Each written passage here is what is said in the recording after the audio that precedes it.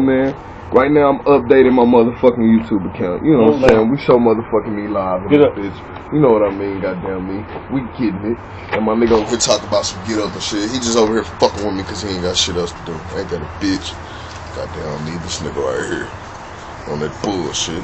Doubt Man, but go subscribe his channel too, y'all. You know what I'm saying? Doubt Man, DAPPMANN. You dig?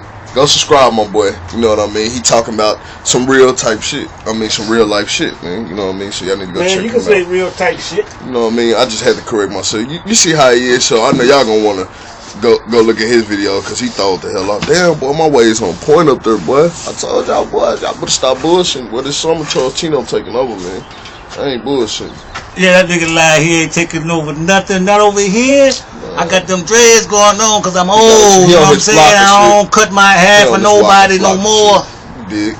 Yeah, we in this thing, you know what I'm saying? So go subscribe him, and y'all already know what's up on me, man. I'm just keeping y'all updated, man. Fuck with me, squad.